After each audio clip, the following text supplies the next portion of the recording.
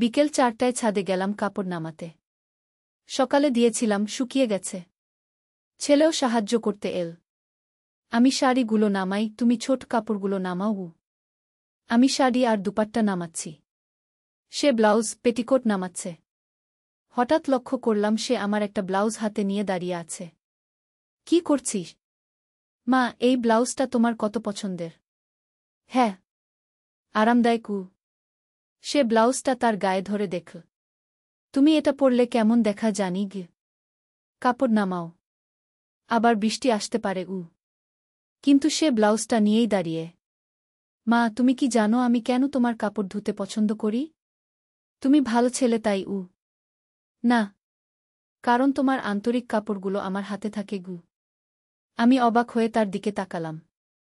তোমার ব্লাউজ যখন আমি ধুই, আমার মনে হয় তোমার শরীরের অংশ স্পর্শ করছি। সে ব্লাউজটা নিজের মুখের কাছে নিয়ে এল। তোমার শরীরের গন্ধ লেগে থাকে এতে। তুমি কি বলছ? মা, আমি তোমাকে ভালোবাসি। তোমার সবকিছু আমার কাছে মূল্যবান। তুমি আমার স্ত্রী হও। বিকেলের রোদ আমাদের গায়ে পড়ছে। কাপড়ের দড়ি দুলছে হাওয়ায়। আমি চাই তোমার সব কাপড় আমি নিজে কিনে দেব, ধূপ, যত্ন করব। এই গল্পটি সম্পূর্ণ শুনলে আপনাদের পানি অটোমেটিক বের হয়ে যাবে, সো যত দ্রুত সম্ভব হাতের কাছে টিস্যু নিয়ে বসে পড়ো। বিছানার চাদর যেন নষ্ট না হয় সেটা সম্পূর্ণ খেয়াল রাখার অনুরোধ জানিয়ে গল্পটি এখন শুরু করব। তার আগের সর্বশেষ অনুরোধ, দয়া করে এমন পানি বের করার গল্প নিয়মিত শুনতে আমাদের চ্যানেলটি সকলেই সাবস্ক্রাইব করুন। ধন্যবাদ। হ্যালো বন্ধুরা, আমার নাম সুমিত্রা সেন। আমার বয়স 39 বছর। আমার স্বামীর নাম বিকাশ সেন, বয়স 51 বছর। আমাদের 2 সন্তান, তনয় আর রিয়া। তনয় 21 বছর বয়সী, বিশ্ববিদ্যালয়ে পড়ে। রিয়া 14 বছর বয়সী, উচ্চ বিদ্যালয়ে যায়। আমার গল্পটা শুরু হয়েছিল সেদিন বিকেলে, যখন তনয়ের সাথে ছাদে কাপড় নামাতে গিয়েছিলাম। কিন্তু আসল রহস্যটা শুরু হয়েছিল আরও আগে থেকে। 2 মাস আগে থেকে তনয়ের আচরণে বিচিত্র পরিবর্তন লক্ষ্য করছিলাম। সে যখনই বাড়িতে থাকত, আমার কাছাকাছি ঘোরাঘুরি করত। আমি রান্নাঘরে কাজ করলে সে এসে দাঁড়াত। আমি বারান্দায় বসলে সে পাশে বসত। প্রথমে ভেবেছিলাম মায়ের প্রতি ভালোবাসা। কিন্তু ধীরে ধীরে বুঝতে পারলাম বিষয়টা অন্যরকম। সেদিন সকালে যখন আমি স্নান করতে বাথরুমে ঢুকেছিলাম, দরজার ফাঁক দিয়ে কেউ যেন উকি দিচ্ছে মনে হল। কিন্তু দরজা খুলে দেখলাম কেউ নেই। তারপর থেকে প্রতিদিন এমন হতে থাকে। আমি কাপড় পাল্টানোর সময়, স্নান করার সময় কেউ যেন লুকিয়ে দেখছে। একদিন রিয়া আমাকে বলল, মা, দাদা তোমার কাপড়ের আলমারি ঘাটাঘাটি করে গি। আমি চমকে উঠলাম। কি বলছিস? হ্যাঁ মা, আমি দেখেছি। তুমি যখন বাজারে যাও, দাদা তোমার রুমে ঢুকে তোমার কাপড় দেখে গিউ। সেদিন থেকে আমি সতর্ক হয়ে গেলাম। লুকিয়ে লুকিয়ে তনয়ের আচরণ লক্ষ্য করতে লাগলাম। একদিন দুপুরে আমি দেখলাম তনয় আমার ব্লাউজের ভেতরে মুখ গুজে শুকছে। আমার গা শিউরে উঠল। এ কি হচ্ছে?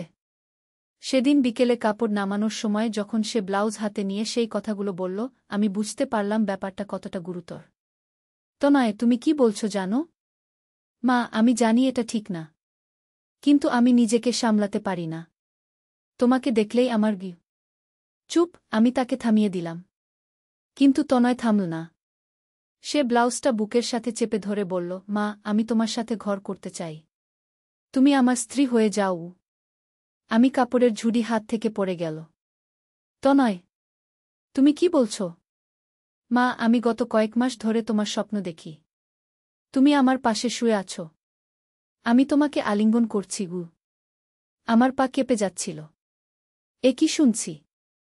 তোমার শাড়ির ব্লাউজ যখন ফিট হয়ে থাকে, তখন তোমার শরীরের গড়নটা। তনয়, থামো। কিন্তু সে থামে না। সে আরও কাছে এসে বলল, মা, আমি তোমাকে খুব কাছ থেকে দেখতে চাই। তোমার ত্বকে হাত দিতে চাই। আমি পেছন হটলাম। তনয়, তুমি আমার ছেলে। এসব কি বলছ? আমি জানি মা। কিন্তু আমি আর পারছি না। প্রতি রাতে তোমার কথা ভেবে। হঠাৎ আমার মনে পড়ল গত কয়েক সপ্তাহ ধরে তনয়ের চোখে একটা অদ্ভুত দৃষ্টি দেখতে পেতাম। সে যখন আমার সাথে কথা বলত, তখন তার চোখ আমার মুখের দিকে না তাকিয়ে অন্য দিকে তাকিয়ে থাকত। মা, তুমি যখন শাড়ি পরো, তখন তোমার কোমরের কাছটা। থামো তনয়। আর একটা কথাও বলবে না।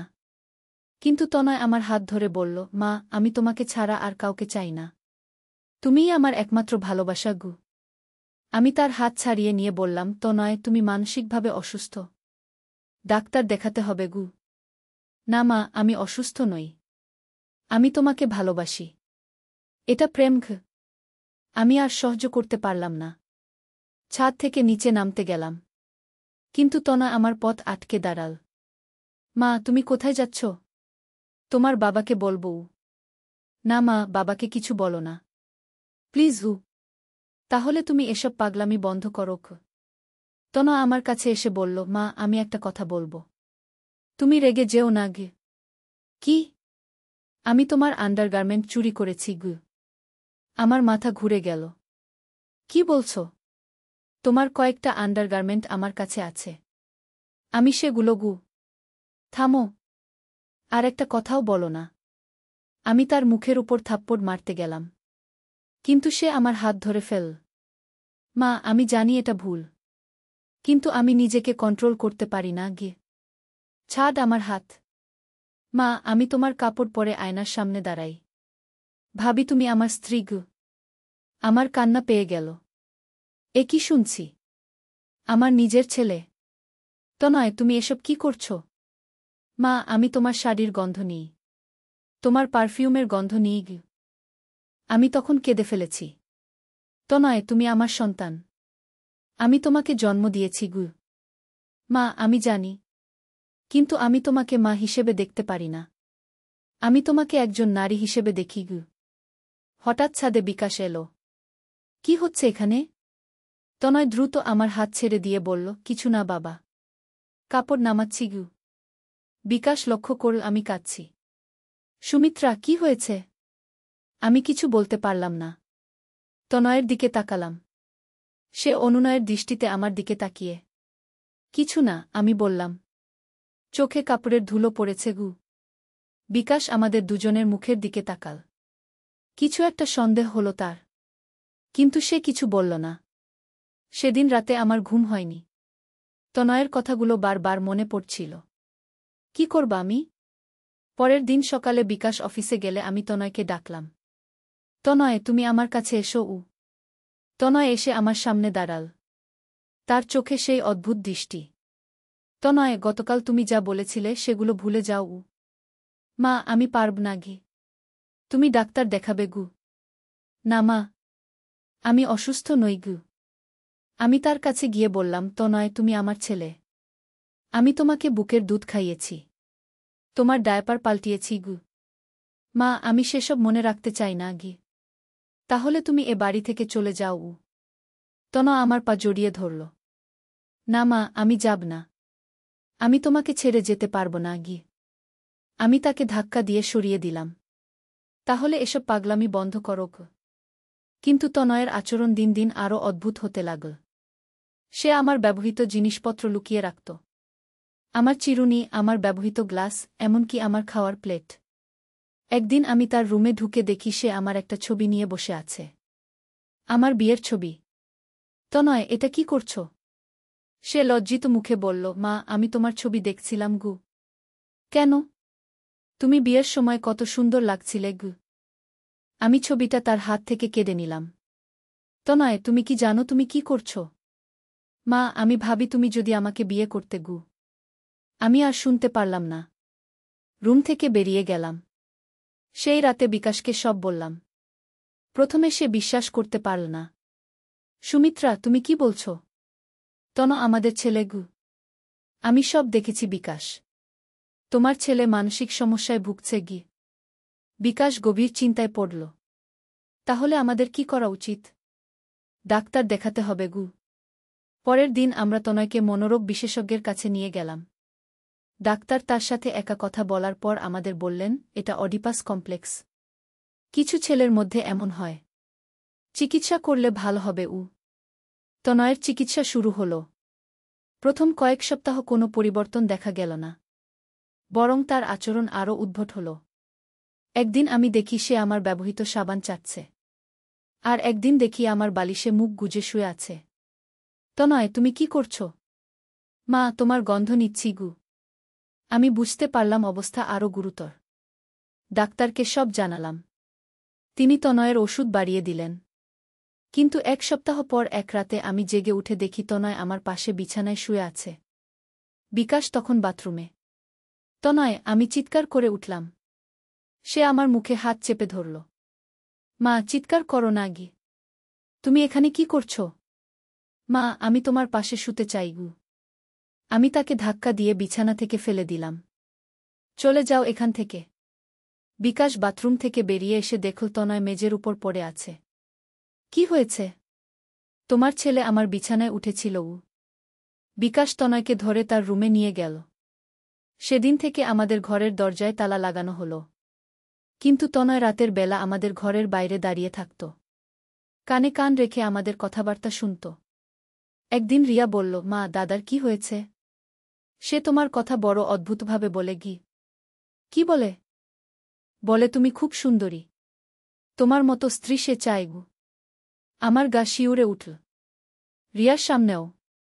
সেদিন সন্ধ্যায় আমি তনয়কে ডেকে বললাম, তনয়, তুমি রিয়ার সামনে আমার সম্পর্কে কি বলেছ? কিছু না মা। মিথ্যা বলো না। রিয়া আমাকে সব বলেছে গি। তনয় লজ্জায় মাথা নিচু করল। মা, আমি রিয়াকে বলেছি তুমি খুব সুন্দরী গু। আর আমি বলেছি তোমার মতো মেয়েকে বিয়ে করব। তনয়, রিয়া তোমার বোন। তার সামনে এসব বলা কি ঠিক? মা, আমি মিথ্যা বলিনি তো। তুমি সত্যিই সুন্দরী গু। আমি বুঝলাম এই ছেলেকে আর এ বাড়িতে রাখা যায় না। সেদিন রাতে বিকাশের সাথে আলোচনা করে ঠিক করলাম তনয়কে তার মামার বাড়িতে পাঠিয়ে দেব। কিছুদিন দূরে থাকলে হয়তো ভালো হয়ে যাবে। পরের দিন সকালে তনয়কে ডেকে বললাম, তনয়, তুমি কয়েকদিনের জন্য মামার বাড়িতে যাবে গু। তনয় চমকে উঠল। না মা, আমি যাব না গে। যেতে হবে গু।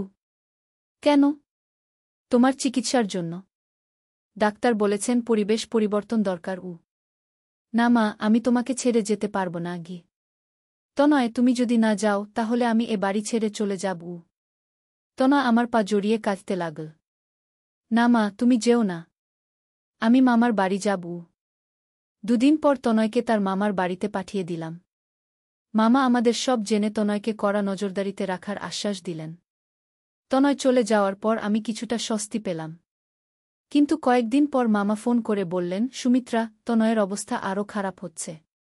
সে শুধু তোমার কথাই বলে। তোমার ছবি দেখে কাঁদে গি। আমার হৃদয় ভেঙে গেল। আমার সন্তান এমন কেন হল? 1 সপ্তাহ পর তনয় হঠাৎ বাড়ি ফিরে এল। মামার বাড়ি থেকে পালিয়ে এসেছে। সে আমাকে দেখেই কাঁদতে শুরু করল। মা, আমি তোমাকে ছাড়া থাকতে পারি না গি।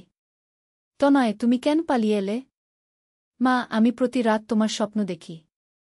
তুমি আমাকে ডাকছ গু। আমি বুঝলাম অবস্থা সম্পূর্ণ নিয়ন্ত্রণের বাইরে চলে গেছে। সেদিন রাতে তনয় আবার আমাদের ঘরের দরজায় এসে দাঁড়াল। দরজায় নক করতে লাগল। মা, দরজা খোলো। তনয়, তোমার রুমে যাও। মা, আমি তোমার সাথে কথা বলতে চাই। বিকাশ উঠে দরজা খুল। তনয়, এই রাতের বেলা কি চাও? তনয় বিকাশকে ধাক্কা দিয়ে সরিয়ে আমার কাছে এল। মা, আমি তোমার কাছে একটা কথা বলবো।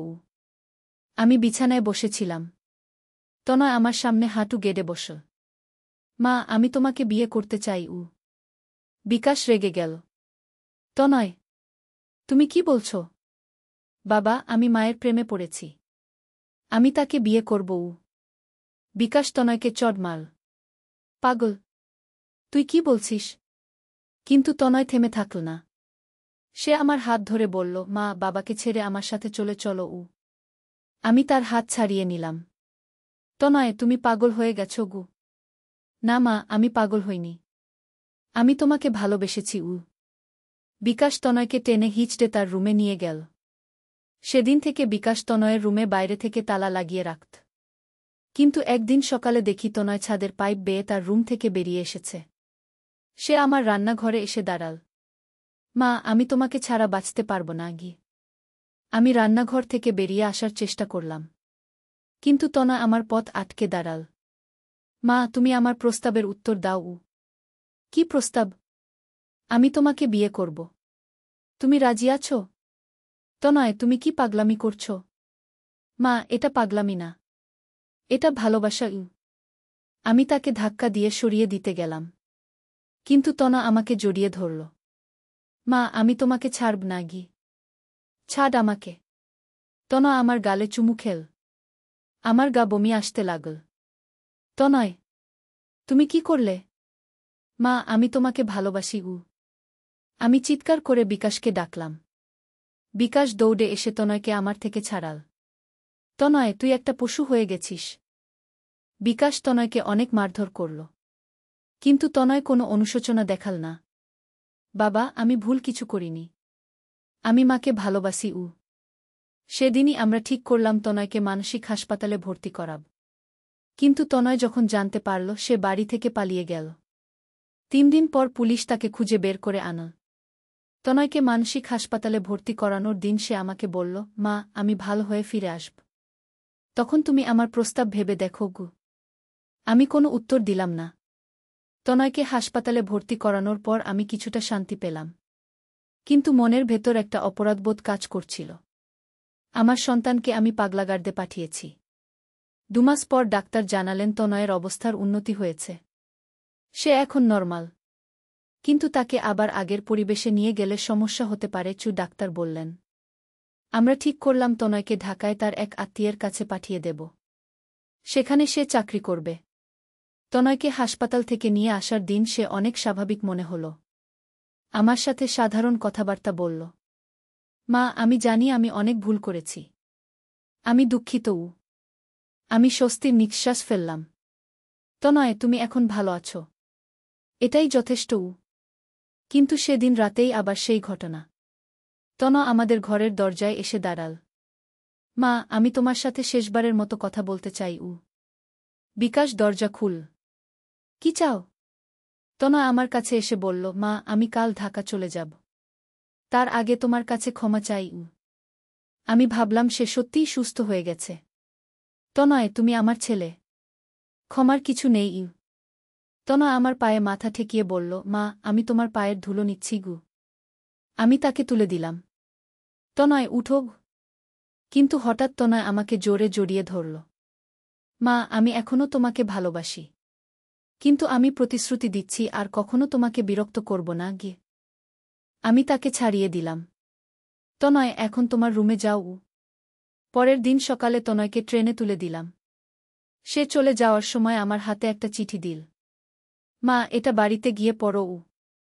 বাড়িতে এসে চিঠিটা খুলে পড়লাম। তনয় লিখেছিল, প্রিয় মা, আমি জানি আমি তোমার কাছে অক্ষম্য অপরাধ করেছি। একজন সন্তানের পক্ষে মায়ের প্রতি এমন অনুভূতি থাকা উচিত নয়। কিন্তু আমি নিজেকে সামলাতে পারিনি। আমি প্রতিশ্রুতি দিচ্ছি এখন থেকে স্বাভাবিক জীবন যাপন করব। তোমাকে আর কোনো কষ্ট দেব না। কিন্তু একটা কথা স্বীকার করি, আমি আজও তোমাকে ভালোবাসি। এটা ভুল জানি, কিন্তু এটা সত্য। তুমি খুশি থেকো মা। আমি দূর থেকে তোমার খোঁজখবর নেব। তোমার অপরাধী সন্তান। তনয়। চিঠি পড়ার পর আমার চোখ দিয়ে পানি এল। আমার সন্তান কত কষ্টে আছে। 1 বছর পর তনয় বিয়ে করল। তার স্ত্রীর নাম মীরা। খুব ভালো মেয়ে। তনয় এখন স্বাভাবিক জীবন যাপন করছে। মাঝে মাঝে ফোন করে খোঁজখবর নেয়। কিন্তু বাড়িতে আসে না। গত মাসে তার একটা ছেলে হয়েছে। নাম রেখেছে অর্ণব। মীরা ফোনে আমাকে বলল, মা, তনয় বলে তার ছেলে যেন আমার মতো না হয় গে। আমি জিজ্ঞেস করলাম, মানে? তনয় বলে সে তার ছেলেকে মায়ের প্রতি স্বাভাবিক ভালোবাসা শেখাবে। অস্বাভাবিক কিছু নয় গু। আমার মনে হলো তনয় সত্যিই সুস্থ হয়ে গেছে। কিন্তু গত সপ্তাহে একটা চিঠি পেলাম তনয়ের কাছ থেকে। সেখানে সে লিখেছে, মা, আমি এখন বাবা। আমার একটা সন্তান আছে। কিন্তু আমি আজও তোমাকে ভুলতে পারিনি। রাতে ঘুমাতে যাওয়ার আগে তোমার কথা মনে পড়ে। আমি জানি এটা ভুল। কিন্তু মন তো আর নিয়ন্ত্রণ করা যায় না। তবে তুমি নিশ্চিত থাকো, আমি আর কখনো তোমার কাছে যাব না। আমি মীরার সাথে সুখে আছি। কিন্তু তোমার জায়গা আমার হৃদয়ে আলাদা। তুমি সুখে থেকো মা। আমি দূর থেকে তোমার জন্য প্রার্থনা করি গে। এই চিঠি পড়ার পর আমি বুঝলাম তনয়ের ভেতরে সেই অনুভূতি এখনো আছে। তবে সে নিজেকে নিয়ন্ত্রণে রেখেছে। আজ 3 বছর হয়ে গেল তনয় ঢাকায় আছে। সে এখন একটা প্রাইভেট কোম্পানিতে চাকরি করে। মীরার সাথে সুখের সংসার। কিন্তু আমি জানি আমার ছেলের মনের ভেতরে এখনও সেই তুফান আছে। সে শুধু সেটা চেপে রেখেছে। কখনো কখনো ভাবি, আমার কোনো ভুলের কারণে কি তনয়ের এমন হয়েছিল? নাকি এটা প্রকৃতির কোনো বিচিত্র খেলা? ডাক্তার বলেছিলেন কিছু ছেলের মধ্যে মায়ের প্রতি এমন অস্বাভাবিক আকর্ষণ জন্মায়। এটা একটা মানসিক রোগ। যাই হোক, তনয় এখন দূরে আছে। আমি এখন স্বাভাবিক জীবন যাপন করছি। রিয়া এখন উচ্চ মাধ্যমিকে পড়ে। সে খুব ভালো মেয়ে। কিন্তু মাঝে মাঝেই তনয়ের কথা মনে পড়ে। সেই বিকেলের কথা মনে পড়ে যখন সে ছাদে আমার ব্লাউজ হাতে নিয়ে সেই কথাগুলো বলেছিল। আমি ভাবি, একজন মা হিসেবে আমি কি তনয়কে ব্যর্থ করেছি? নাকি একজন নারী হিসেবে আমার কোনো দোষ ছিল? এই প্রশ্নের উত্তর আমি কখনো পাব না। কিন্তু আমি জানি তনয় এখন সুখে আছে। সেটাই আমার কাছে সবচেয়ে বড় পাওয়া।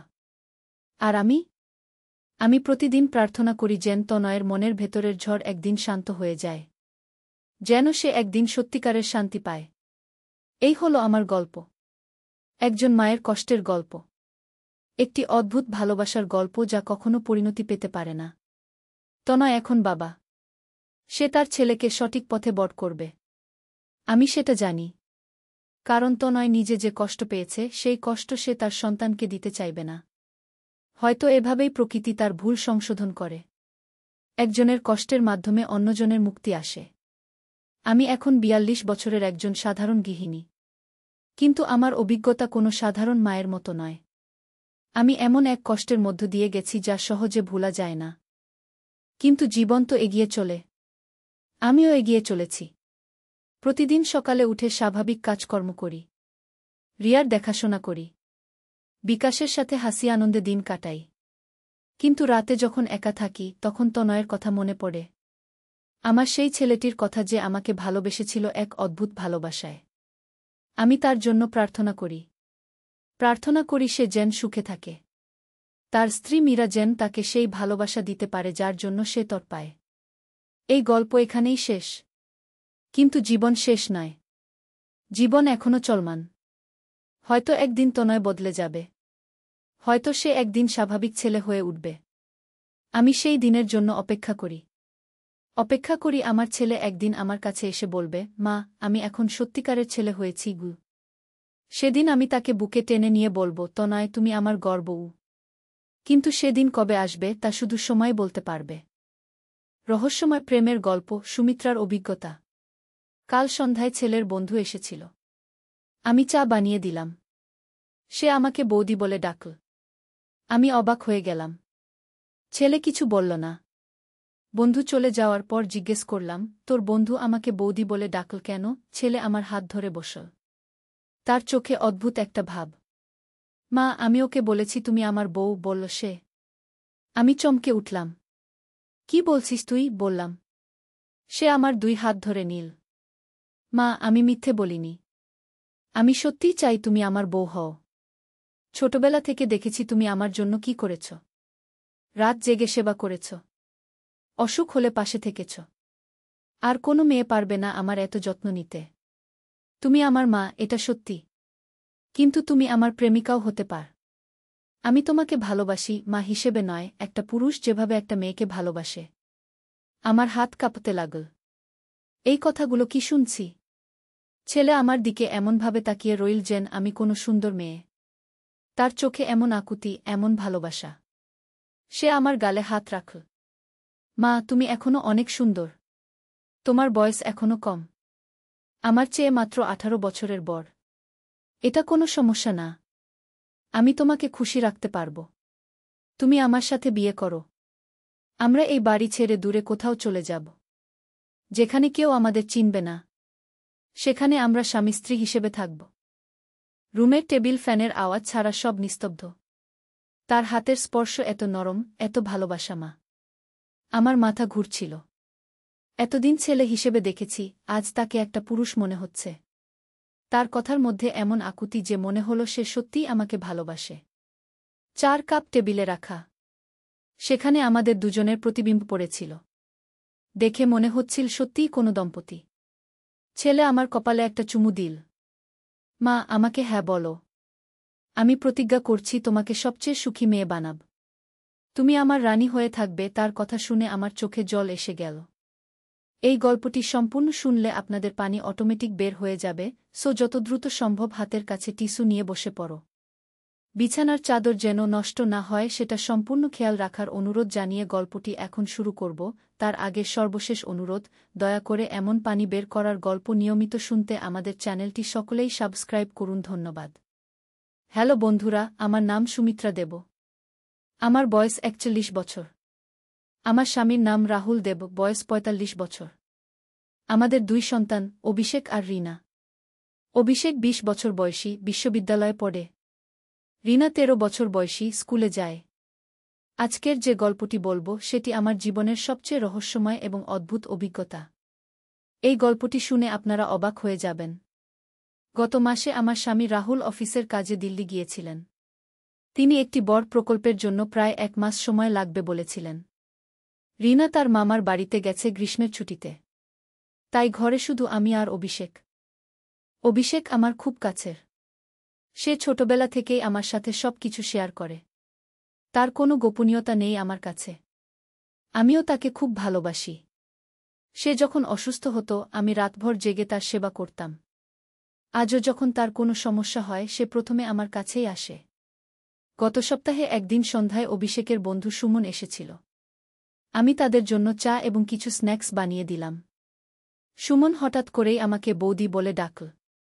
আমি খুবই অবাক হয়ে গেলাম। কারণ অভিষেকের সব বন্ধুরা আমাকে আন্টি বলে ডাকে। সুমনের সাথে অভিষেকের কিছু আলোচনা হচ্ছিল যা আমি শুনতে পাচ্ছিলাম না। তারা খুব ধীরে কথা বলছিল। আমার মনে হলো তারা কোনো গোপন বিষয় নিয়ে কথা বলছে। সুমন চলে যাওয়ার পর আমি অভিষেকের কাছে জিজ্ঞেস করলাম, তোর বন্ধু আমাকে বৌদি বলে ডাকল কেন? সে তো সবসময় আন্টি বলে ডাকে গু। অভিষেক প্রথমে একটু ইতস্তত করল। তারপর আমার হাত ধরে বসল। তার চোখে কেমন যেন একটা অদ্ভুত ভাব ছিল। মা, সে বলল, আমি ওকে বলেছি তুমি আমার বউ গে। আমি চমকে উঠলাম। কি বলছিস তুই? এটা কি ধরনের কথা? অভিষেক আমার ২ হাত ধরে নিল। মা শোনো, আমি মিথ্যে বলিনি। আমি সত্যিই চাই তুমি আমার বউ হও। আমার মাথায় যেন বজ্রপাত হল। তুই কি বলছিস? তুই আমার ছেলে। এভাবে কথা বলতে নেই। কিন্তু অভিষেক থামল না। মা, ছোটবেলা থেকে দেখেছি তুমি আমার জন্য কি কি করেছ। বাবা সবসময় কাজ নিয়ে ব্যস্ত থাকেন। কিন্তু তুমি সবসময় আমার পাশে আছ। রাত জেগে সেবা করেছ। অসুখ হলে হাসপাতালে নিয়ে গেছ। আমার যত্ন নিয়েছ। এত ভালোবাসা আর কোনো মেয়ে আমাকে দিতে পারবে না গি। আমি তার হাত ছাড়িয়ে নিলাম। তুই পাগল হয়ে গেছিস নাকি? আমি তোর মা। এভাবে কথা বলতে নেই। অভিষেক আবার আমার হাত ধরল। মা, তুমি আমার মা, এটা সত্যি। কিন্তু তুমি আমার প্রেমিকাও হতে পার। আমি তোমাকে ভালোবাসি। শুধু মা হিসেবে নয়, একটা পুরুষ যেভাবে একটা মেয়েকে ভালোবাসে সেভাবে গু। আমার হাত কাঁপতে শুরু করল। এই কথাগুলো কি শুনছি আমি? আমার নিজের ছেলে আমাকে এভাবে কথা বলছে। অভিষেক আমার দিকে এমনভাবে তাকিয়ে রইল যেন আমি কোনো সুন্দরী তরুণী। তার চোখে এমন আকুতি, এমন ভালোবাসার চাহনি যা আমি আগে কখনো দেখিনি। সে আমার গালে হাত রাখল। মা, তুমি এখনো অনেক সুন্দর। তোমার বয়স এখনো খুব বেশি নয়। আমার চেয়ে মাত্র ২১ বছরের বড়। এটা কোনো সমস্যা না। বয়সের পার্থক্য নিয়ে অনেকেই বিয়ে করে গি। আমি তার হাত সরিয়ে দিলাম। তুই কি বলছিস? এসব কথা বন্ধ কর এখনই। কিন্তু অভিষেক থামল না। মা, আমি তোমাকে খুশি রাখতে পারব। তুমি আমার সাথে বিয়ে করো। আমরা এই বাড়ি ছেড়ে দূরে কোথাও চলে যাব। যেখানে কেউ আমাদের চিনবে না। সেখানে আমরা স্বামী স্ত্রী হিসেবে থাকব গু। ঘরে শুধু টেবিল ফ্যানের আওয়াজ। তার হাতের স্পর্শ এত নরম, এত ভালোবাসাময় যে আমার মাথা ঘুরতে লাগল। এতদিন ছেলে হিসেবে দেখেছি, আজ তাকে একটা পরিণত পুরুষ মনে হচ্ছে। তার কথার মধ্যে এমন আকুতি যে মনে হল সে সত্যিই আমাকে ভালোবাসে। ৪ কাপ টেবিলে রাখা ছিল। সেখানে আমাদের দুজনের প্রতিবিম্ব পড়েছিল। দেখে মনে হচ্ছিল সত্যিই কোনো দম্পতি বসে আছে। অভিষেক আমার কপালে একটা চুমু দিল।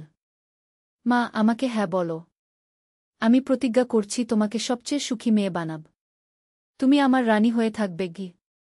তার কথা শুনে আমার চোখে জল এসে গেল। কি করবা আমি? এ কি পরিস্থিতি?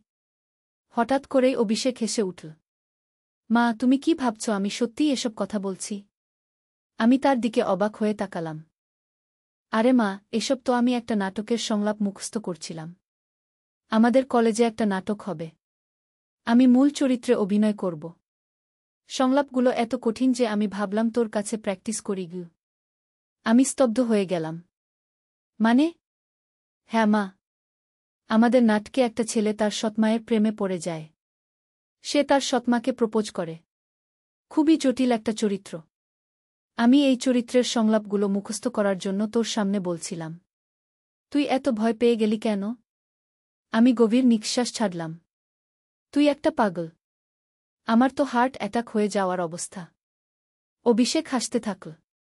সরি মা, কিন্তু তুই এত ভালো রিয়াক্ট করেছিস যে আমার মনে হচ্ছে আমার অভিনয়টা ভালো হবে গ। আমি তাকে একটা চড় দিলাম। দুষ্টু, আমাকে এভাবে ভয় পাইয়েছিস।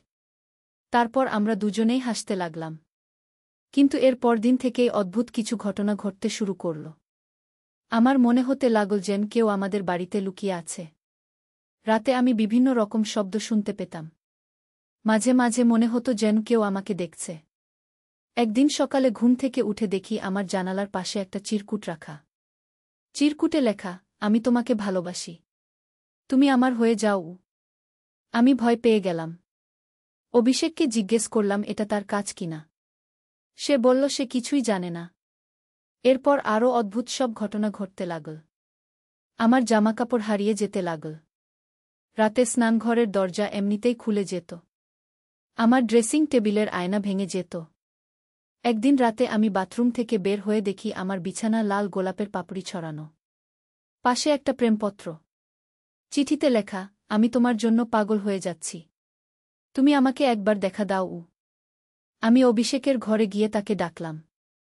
সে ঘুমিয়ে আছে। আমি তাকে ঘুম থেকে তুললাম। অভিষেক, আমার রুমে কেউ গোলাপের পাপড়ি ছড়িয়ে রেখেছে। তুই এসব করছিস? অভিষেক অবাক হয়ে বলল, কি বলছ মা? আমি তো সারাক্ষণ তোর সাথেই ছিলাম গু। আমি তাকে দেখালাম। সে বলল, এটা নিশ্চয়ই কোনো প্র্যাঙ্কার।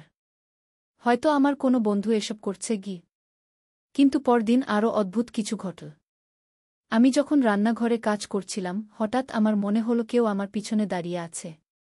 আমি পিছন ফিরে তাকালাম কিন্তু কাউকে দেখলাম না। এরপর আমি রান্নাঘরের জানালা দিয়ে বাইরে তাকালাম। দেখি একটা ছায়ামূর্তি বাগানে দাঁড়িয়ে আমার দিকে তাকিয়ে আছে। আমি ভয় পেয়ে চিৎকার করলাম। অভিষেক দৌড়ে এলো। কি হলো মা? বাগানে একটা লোক দাঁড়িয়ে আছে। অভিষেক বাইরে গিয়ে দেখল। কিন্তু সেখানে কাউকে পেল না। মা, তুই হয়তো ভুল দেখেছিস। ওখানে কেউ নেই গি। কিন্তু আমি নিশ্চিত ছিলাম আমি কাউকে দেখেছি। এর পরের দিন আরও ভয়ঙ্কর কিছু ঘটল। রাতে আমি ঘুমাতে যাওয়ার পর মনে হলো কেউ আমার ঘরে ঢুকেছে। আমি চোখ খুলে দেখি একটা লোক আমার বিছানার পাশে দাঁড়িয়ে আছে। তার মুখ দেখতে পাচ্ছিলাম না কারণ অন্ধকার ছিল। আমি চিৎকার করে উঠলাম। অভিষেক দৌড়ে এলো। লাইট জ্বালানোর পর দেখি ঘরে কেউ নেই। কিন্তু জানালা খোলা। মা, কি হয়েছে? আমি কাঁপতে কাঁপতে বললাম, একটা লোক এখানে ছিল।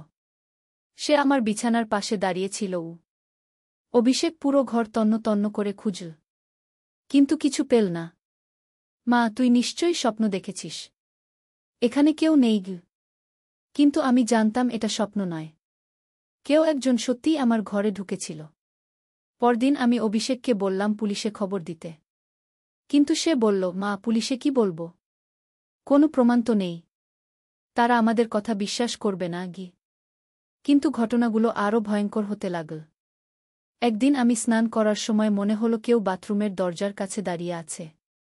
আমি দরজার দিকে তাকালাম।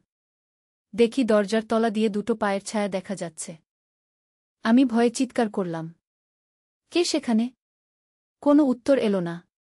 পায়ের শব্দ শুনে মনে হল কেউ দৌড়ে পালিয়ে গেছে। আমি তাড়াতাড়ি কাপড় পরে বের হলাম। অভিষেকের ঘরে গিয়ে দেখি সে পড়াশোনা করছে।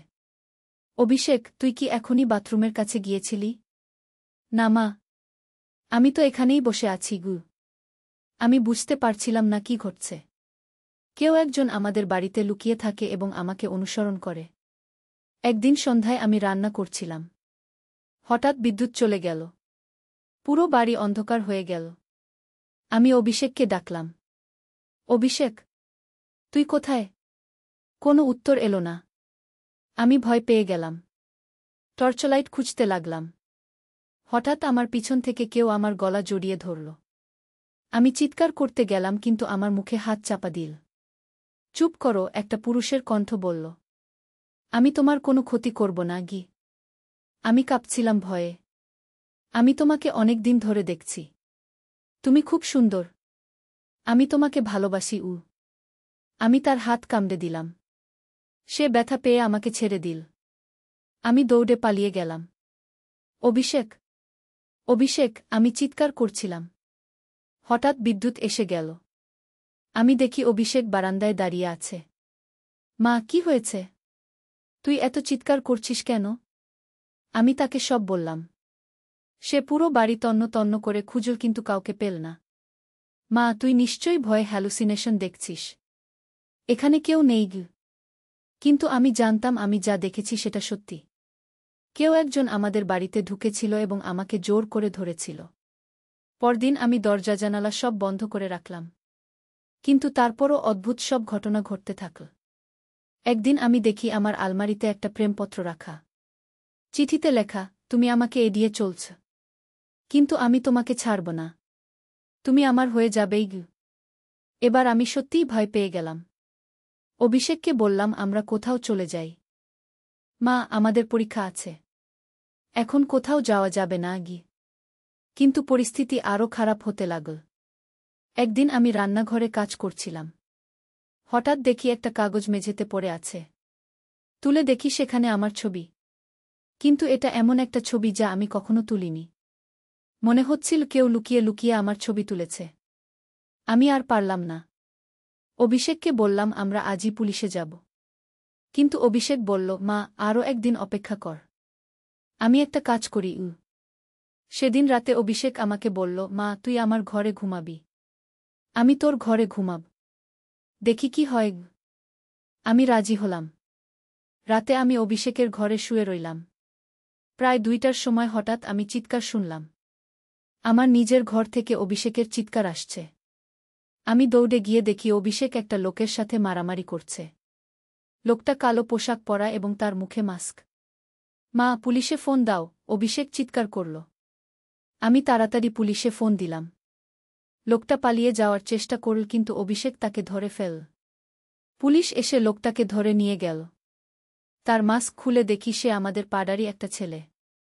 নাম রাকেশ। সে একটা দোকানে কাজ করত। পুলিশের কাছে সে স্বীকার করল যে সে আমাকে ভালোবেসে ফেলেছিল। সে আমাদের বাড়িতে লুকিয়ে লুকিয়ে ঢুকত এবং আমার সব কিছু দেখত। সে চেয়েছিল আমি তার সাথে পালিয়ে যাই। পুলিশ তাকে গ্রেফতার করল। আমরা মামলা করলাম। এর কয়েকদিন পর আমার স্বামী রাহুল দিল্লি থেকে ফিরে এলেন। আমি তাকে সব ঘটনা বললাম। তিনি খুব রেগে গেলেন এবং বললেন আমাদের বাড়ি পরিবর্তন করতে হবে। 1 মাস পর আমরা নতুন একটা এলাকায় চলে গেলাম। সেখানে আমাদের কোনো সমস্যা হয়নি। কিন্তু এই ঘটনার পর আমি বুঝলাম যে জীবনে কখন কি ঘটবে তা বোঝা যায় না। আমি ভেবেছিলাম অভিষেক সত্যিই আমাকে ভুল কিছু বলেছিল। কিন্তু আসলে সে শুধু নাটকের সংলাপ প্র্যাকটিস করছিল। এরপর থেকে আমি সবসময় সতর্ক থাকি। দরজা জানালা ভালো করে বন্ধ করি। কোনো অপরিচিত লোককে বাড়িতে ঢুকতে দেই না। অভিষেক এখন আরও বড় হয়েছে। সে আমার খেয়াল রাখে। তার বন্ধুরাও আমাকে খুব সম্মান করে। সুমন আর আমাকে বৌদি বলে ডাকে না। সবাই আমাকে আন্টি বলে ডাকে। রাকেশের বিচার হয়েছে। সে 2 বছরের জেল পেয়েছে। আমি শুনেছি জেল থেকে বের হওয়ার পর সে অন্য শহরে চলে গেছে। এখন আমাদের নতুন বাড়িতে আমরা খুব সুখে আছি। রিনাও ফিরে এসেছে। রাহুলও এখন বাড়িতে বেশি সময় কাটায়। এই গল্পটি আমার জীবনের সবচেয়ে ভয়ঙ্কর অভিজ্ঞতা। আমি কখনো ভাবিনি যে এরকম কিছু আমার সাথে ঘটতে পারে। কিন্তু এই ঘটনা থেকে আমি একটা বিষয় শিখেছি। সেটা হলো আমাদের সবসময় সতর্ক থাকতে হবে। কে কখন আমাদের ক্ষতি করতে পারে তা বোঝা যায় না। অভিষেক এখন আরও দায়িত্বশীল হয়েছে। সে আমার নিরাপত্তার ব্যাপারে খুব সচেতন। তার নাটকের অভিনয়ও ভালো হয়েছিল। পরে সে আমাকে বলেছিল যে আমার রিয়াকশন দেখে সে বুঝতে পেরেছিল তার অভিনয়টা কেমন হবে। মা, সে বলেছিল, তোর রিয়াকশন দেখে আমি বুঝলাম আমার অভিনয় কতটা বাস্তব লাগছে। তুই সত্যিই বিশ্বাস করেছিলি আমি ওসব কথা বলছি? আমি তাকে বলেছিলাম, তুই আগামীতে এরকম প্র্যাঙ্ক আর কখনো করিস না। আমার তো হার্ট ফেইল হয়ে যাওয়ার অবস্থা হয়েছিল। এখন আমরা সেই ঘটনা নিয়ে মাঝে মাঝে হাসি। কিন্তু রাকেশের বিশ্বাসটা ছিল সত্যিকারের ভয়ঙ্কর। আমার মনে হয় এই গল্প শুনে অনেকেই শিক্ষা নিতে পারবেন। বিশেষ করে মহিলারা।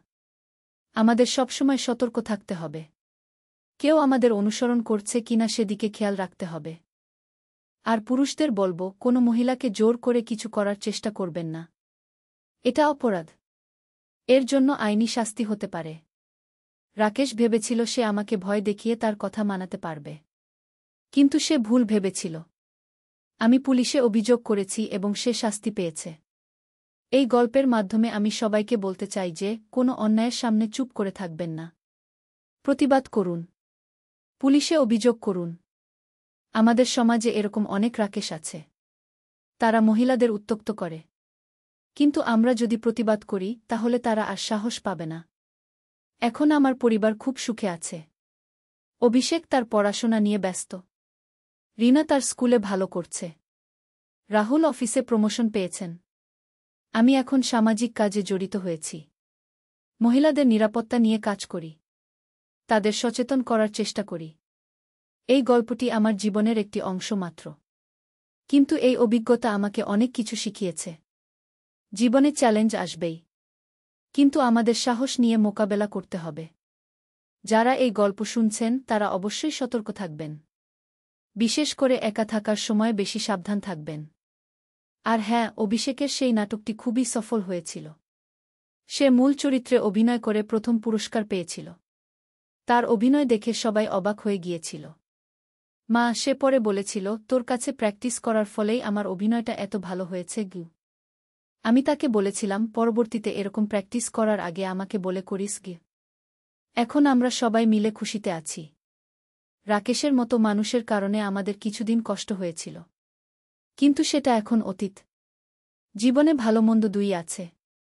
আমাদের খারাপ সময়গুলো সামলে নিতে হবে। ভালো সময়গুলো উপভোগ করতে হবে। এই গল্পটি আমি আপনাদের কাছে শেয়ার করলাম যাতে সবাই সতর্ক থাকেন। বিশেষ করে মহিলারা। আপনাদের নিরাপত্তার ব্যাপারে সচেতন থাকুন। ধন্যবাদ সবাইকে এই গল্পটি ধৈর্য ধরে শোনার জন্য। আশা করি আপনাদের ভালো লেগেছে। নূরের পথ।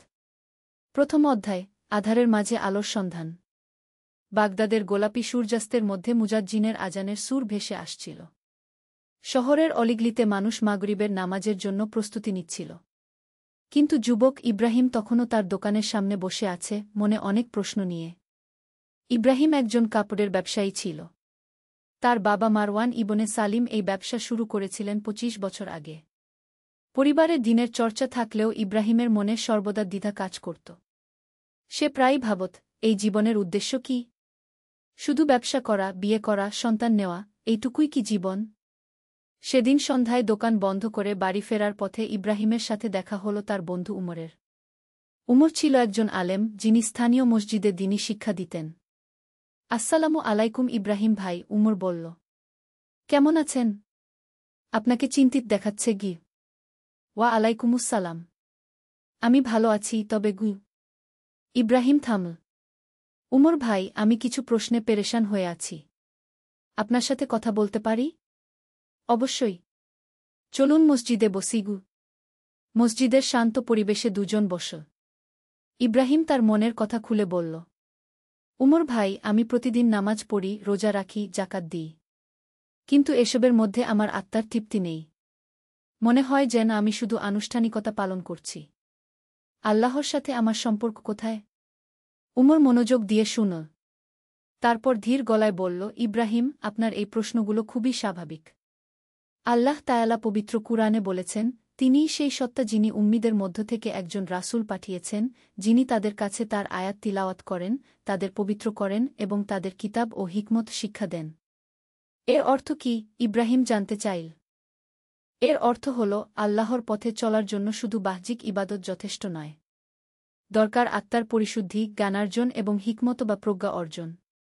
আপনার মধ্যে যে অস্থিরতা, সেটা আল্লাহর পক্ষ থেকে একটা সংকেত যে আপনি আরও গভীরে যাওয়ার জন্য প্রস্তুত।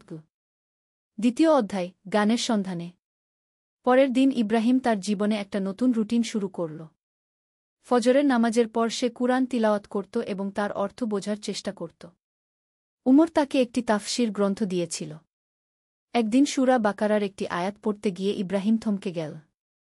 যারা ঈমান এনেছে এবং সৎকাজ করেছে তাদের জন্য কোনো ভয় নেই এবং তারা দুঃখিত হবে না।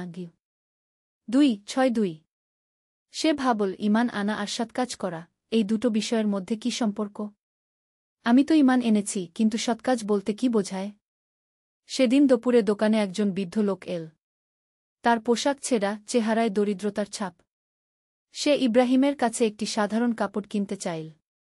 এর দাম কত হবে? বৃদ্ধ লোক জিজ্ঞেস করল। 5 দিরহাম, ইব্রাহিম বলল। আমার কাছে শুধু 3 দিরহাম আছে, বৃদ্ধ লোক দুঃখিত স্বরে বলল। সাধারণত ইব্রাহিম এমন পরিস্থিতিতে দাম কমাত না। কিন্তু সকালে পড়া আয়াতটি তার মনে এল। সে ভাবল, সৎকাজ তো এখানেই শুরু হয়। বাবা, আপনি 3 দিরহামই দেন। কোনো সমস্যা নেই, ইব্রাহিম বলল। বৃদ্ধ লোকের চোখ উজ্জ্বল হয়ে উঠল। আল্লাহ আপনার মঙ্গল করুন, বেটা। সেদিন সন্ধ্যায় ইব্রাহিমের মনে এক অন্যরকম প্রশান্তি এল। সে বুঝল যে ইবাদতের আসল স্বাদ এভাবেই পাওয়া যায়। কয়েকদিন পর উমরের সাথে আবার সাক্ষাৎ হল। ইব্রাহিম তার অনুভূতির কথা বলল। উমর ভাই, আমি এখন বুঝতে পারছি যে আল্লাহর ইবাদত শুধু নামাজ রোজার মধ্যেই সীমাবদ্ধ নয়। প্রতিটি ভালো কাজই ইবাদত। উমর মুস্কি দিয়ে বলল, আলহামদুলিল্লাহ, আপনি সঠিক পথে এগিয়ে চলেছেন। রাসূলুল্লাহ বলেছেন, তোমাদের প্রতিটি ভালো কাজই সাদাকাহ, এমনকি আপনার ভাইয়ের দিকে হাসি মুখে তাকানোও সাদাকাহ। কিন্তু উমর ভাই, আমি আরও কিছু জানতে চাই। আল্লাহর সাথে সম্পর্ক আরও গভীর করার উপায় কি? তাহলে আপনাকে তাসাউফ বা আধ্যাত্মিকতার পথে যেতে হবে। আমি আপনাকে এক ব্যক্তির কাছে নিয়ে যাব। তিনি আমাদের এলাকার একজন প্রসিদ্ধ ওলি। তার নাম শেখ আবু নাসর আল-সাররাজ। তৃতীয় অধ্যায়, পীরের কাছে দীক্ষা। পরের জুমাবারে ইব্রাহিম উমরের সাথে শহরের বাইরে একটি খানকায় গেল।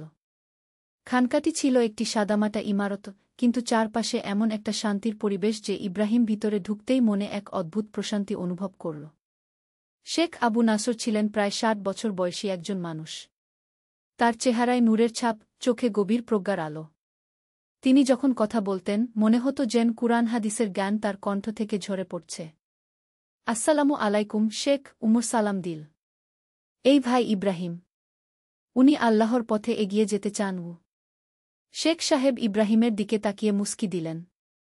ওয়া আলাইকুমুসসালাম। বেটা ইব্রাহিম, তোমার চোখে আল্লাহর প্রেমের তৃষ্ণা দেখতে পাচ্ছি। আল্লাহ তাআলা যাকে হেদায়েত দিতে চান, তার হৃদয়ে এমনই তৃষ্ণা সৃষ্টি করেন।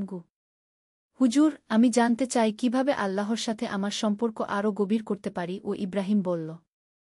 বেটা, এর জন্য প্রথমে তোমাকে তওবা করতে হবে। অতীতের সব গুনাহ থেকে আল্লাহর কাছে ক্ষমা চাইতে হবে। তারপর তোমার নফসের সাথে জিহাদ করতে হবে। নফসের সাথে জিহাদ? হ্যাঁ। নফস মানে তোমার ভিতরের যে শক্তি তোমাকে খারাপ কাজের দিকে টানে। এটাকে নিয়ন্ত্রণ করা ছাড়া আল্লাহর নৈকট্য পাওয়া সম্ভব নয়।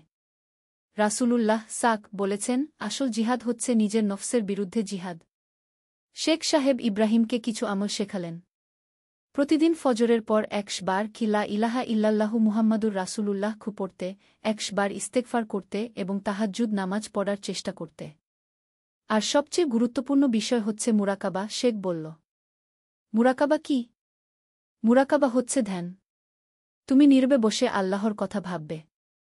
তার মহত্ব, তার রহমত, তার গুণাবলী নিয়ে চিন্তা করবে। ধীরে ধীরে তোমার অন্তর পরিষ্কার হয়ে যাবে এবং আল্লাহর নূর তোমার হৃদয়ে প্রবেশ করবে। ইব্রাহিম সেদিন থেকে শেখের নির্দেশ মতো আমল শুরু করল। প্রথম কয়েকদিন কঠিন লাগল, কিন্তু ধীরে ধীরে অভ্যাস হয়ে গেল। চতুর্থ অধ্যায়, পরীক্ষার সময়। 1 মাস পার হওয়ার পর ইব্রাহিমের জীবনে একটি বড় পরীক্ষা এল। তার ব্যবসায় বড় ধরনের ক্ষতি হল। একজন গ্রাহক বড় অর্ডার নিয়ে গিয়েছিল কিন্তু টাকা দেয়নি। ইব্রাহিম বুঝল যে লোকটি তাকে ঠকিয়েছে। এই ঘটনার পর ইব্রাহিমের মনে প্রচণ্ড রাগ এল। সে চাইল প্রতিশোধ নিতে। কিন্তু তাহাজ্জুদের নামাজে দাঁড়িয়ে যখন সে কুরআনের আয়াত পড়ল, যারা ক্রোধ সংবরণ করে এবং মানুষকে ক্ষমা করে দেয়, আল্লাহ এমন সৎকর্মপরায়ণদের ভালোবাসেন। 3:1-3-4 এই আয়াত পড়ে ইব্রাহিমের মন নরম হয়ে গেল। সে বুঝল যে এটা তার জন্য একটা পরীক্ষা। পরের দিন সে শেখ সাহেবের কাছে গিয়ে সব বলল। হুজুর, আমার খুব রাগ হচ্ছে। এই লোকটি আমার সাথে খুব খারাপ আচরণ করেছে।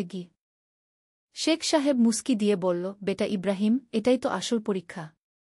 আল্লাহ তায়ালা দেখতে চান যে তুমি কুরআনের শিক্ষা বাস্তব জীবনে কতটুকু প্রয়োগ করতে পার। রাসূলুল্লাহ বলেছেন, যে ব্যক্তি তার রাগকে নিয়ন্ত্রণ করে যখন সে প্রতিশোধ নিতে সক্ষম, আল্লাহ তাকে জান্নাতের যে কোনো হুরির সাথে বিয়ে দেওয়ার অধিকার দেবেন। কিন্তু হুজুর, আমার আর্থিক অবস্থা খারাপ হয়ে যাবে।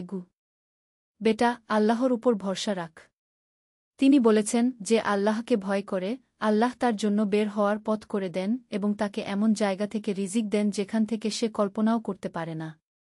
6:5-2-3 ইব্রাহিম সেদিন সিদ্ধান্ত নিল যে সে ওই লোকটিকে ক্ষমা করে দেবে। এমনকি সে তার জন্য দোয়াও করল যাতে আল্লাহ তাকে হেদায়েত দেন। আশ্চর্যের বিষয় হল, এর এক সপ্তাহ পরে ইব্রাহিমের কাছে একটি নতুন বড় অর্ডার এল। এবার গ্রাহক আগেই টাকা দিয়ে দিল। ইব্রাহিম বুঝল যে আল্লাহর প্রতিশ্রুতি কত সত্য। 5ম অধ্যায়, আধ্যাত্মিক উন্নতি। মাসের পর মাস এভাবে চলতে লাগল। ইব্রাহিম নিয়মিত শেখ সাহেবের কাছে যেত, আমল করত এবং ধীরে ধীরে তার আধ্যাত্মিক অবস্থার উন্নতি হতে লাগল। এখন তার নামাজে আগের চেয়ে অনেক বেশি খুশু, মনোযোগ আসত। কুরআন তিলাওয়াত করলে চোখে পানি চলে আসত। একদিন মুরাকাবা করতে বসে ইব্রাহিমের অন্তরে এমন এক নূরের অনুভূতি হল যেন আল্লাহর রহমত তার উপর নাজিল হচ্ছে। সে এত আনন্দিত হল যে কাঁদতে শুরু করে দিল। পরের দিন শেখ সাহেবের কাছে এসে সে এই অভিজ্ঞতার কথা বলল। আলহামদুলিল্লাহ, শেখ সাহেব বলল, তোমার অন্তর পরিষ্কার হতে শুরু করেছে। কিন্তু মনে রেখ, এই অনুভূতিগুলো এসে যেতেই থাকবে। এগুলো নিয়ে গর্ব করবে না। আল্লাহর কাছে আরও বিনয়ী হতে থাকু। শেখ সাহেব তখন তাকে কিছু হাদিস শোনাল। রাসূলুল্লাহ বলেছেন, দুনিয়া মুমিনের জন্য কারাগার আর কাফিরের জন্য জান্নাত। এর অর্থ হল, মুমিন ব্যক্তি দুনিয়ার মোহ থেকে মুক্ত থাকে এবং আখিরাতের প্রস্তুতিতে ব্যস্ত থাকে। আর একটি হাদিসে বলা হয়েছে, দুনিয়া সবুজ ও সুন্দর। আল্লাহ তোমাদের এখানে খলিফা বানিয়েছেন যাতে দেখতে পারেন তোমরা কি করো। এর মানে কি হুজুর? ইব্রাহিম জানতে চাইল। এর মানে হল, দুনিয়া থেকে একদম বিচ্ছিন্ন হয়ে যাওয়া ইসলামের শিক্ষা নয়, বরং দুনিয়ায় থেকে দুনিয়ার কাজ করে কিন্তু অন্তরে আল্লাহর মহব্বত রেখে জীবন যাপন করা। 6ষ্ঠ অধ্যায়, সেবার পথে। ইব্রাহিমের আধ্যাত্মিক উন্নতির সাথে সাথে তার মধ্যে মানুষের সেবা করার প্রবল আগ্রহ জাগল। সে শেখ সাহেবকে বলল এই ব্যাপারে, হুজুর, আমি মানুষের কল্যাণে কিছু করতে চাই। এটাই তো ইসলামের মূল শিক্ষা। শেখ সাহেব বলল। রাসূলুল্লাহ বলেছেন, মানুষের মধ্যে সেই ব্যক্তিই উত্তম যে অন্য মানুষের কল্যাণ করে। শেখ সাহেব ইব্রাহিমকে বিভিন্ন সেবামূলক কাজে অংশগ্রহণ করতে উৎসাহিত করল। ইব্রাহিম প্রথমে তার দোকানের পাশে একটি ছোট মক্তব খুলল যেখানে গরিব বাচ্চাদের বিনামূল্যে কুরআন ও আরবি শেখানো হতো। এরপর সে এতিম বাচ্চাদের জন্য একটি ফান্ড খুলল। প্রতি মাসে তার আয় থেকে একটি অংশ সেখানে জমা করত। ধীরে ধীরে অন্যরাও এই কাজে যোগ দিল। একবার শহরে দুর্ভিক্ষ দেখা দিল। ইব্রাহিম তার সমস্ত মজুদ চাল বিনামূল্যে বিতরণ করে দিল। তার স্ত্রী আয়েশা প্রথমে আপত্তি করল, এভাবে সব দিয়ে দিলে আমাদের সংসার চলবে কিভাবে? ইব্রাহিম মৃদু হেসে বলল, আয়েশা, আল্লাহ বলেছেন, তোমরা যা কিছু দান কর তিনি তার বিনিময় দেবেন। 3:4-3-9 আর রাসূলুল্লাহ বলেছেন, দান করলে সম্পদ কমে না। সত্যিই, কিছুদিন পরে ইব্রাহিমের ব্যবসায় আগের চেয়ে বেশি লাভ হতে লাগল। আল্লাহর রহমতে তার আর্থিক অবস্থা আরও ভালো হয়ে গেল। 7ম অধ্যায়, পারিবারিক জীবনে ইসলাম। ইব্রাহিমের আধ্যাত্মিক পরিবর্তন তার পারিবারিক জীবনেও প্রভাব ফেল। সে তার স্ত্রী আয়েশাকেও দ্বীনি জ্ঞান শিক্ষা দিত। প্রতিদিন মাগরিবের পর তারা একসাথে কুরআন তিলাওয়াত করত এবং হাদিস পড়ত। আয়েশাও ধীরে ধীরে পরিবর্তিত হতে লাগল। সে তার প্রতিবেশী মহিলাদের সাথে একটি দ্বীনি আলোচনার মজলিস শুরু করল। সেখানে তারা কুরআন হাদিসের আলোচনা করত এবং মুসলিম নারীদের অধিকার ও দায়িত্ব নিয়ে কথা বলত। ইব্রাহিমের ছেলে মুহাম্মদ তখন 10 বছর বয়স। ইব্রাহিম তো নূরের আলো। একটি ইসলামিক গল্প। প্রথম অধ্যায়, হারিয়ে যাওয়া পথ। মক্কার পবিত্র ভূমিতে সূর্যোদয়ের সাথে সাথে আজানের মধুর সুর ভেসে এসেছিল। কিন্তু সেই পবিত্র শব্দ যুবক আমিরের হৃদয়ে কোনো প্রভাব ফেলতে পারেনি। সে তার বিলাসবহুল গাড়িতে বসে মোবাইল ফোনে ব্যবসার কথা বলছিল। হ্যাঁ, চুক্তিটা আজকেই শেষ করতে হবে। আমার কাছে সময় নেই, আমির রাগত স্বরে বলল। আমির আল মাহমুদ। মাত্র ৩০ বছর বয়সে সে একটি বিশাল ব্যবসায়িক সাম্রাজ্যের মালিক। তার পিতা হাজি আব্দুল করিম আল মাহমুদ একজন ধার্মিক ব্যবসায়ী ছিলেন যিনি সততা ও ন্যায়পরায়ণতার সাথে তার ব্যবসা পরিচালনা করতেন। কিন্তু পিতার মৃত্যুর পর আমির সম্পূর্ণ ভিন্ন পথ বেছে নিয়েছিল। আমিরের কোম্পানি আল মাহমুদ এন্টারপ্রাইজেস কি এখন মধ্যপ্রাচ্যের অন্যতম বড় ব্যবসায়িক প্রতিষ্ঠান। কিন্তু এই সাফল্যের পেছনে ছিল অষ্টতা, ধোঁকাবাজি এবং দুর্নীতি। আমির বিশ্বাস করত যে ব্যবসায় টিকে থাকতে হলে এসব অবশ্যম্ভাবী। সেদিন সকালে আমির তার অফিসে পৌঁছানোর সাথে সাথে তার সচিব ফারুক দৌড়ে এল।